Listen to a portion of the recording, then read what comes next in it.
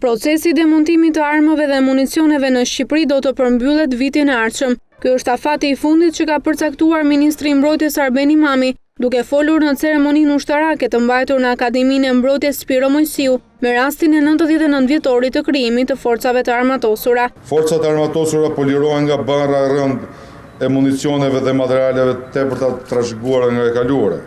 Viti që vjen është një vit vendimtar për përmbylljen përfundimtare të procesit të asgjësimit të municioneve të tepërta në poligone.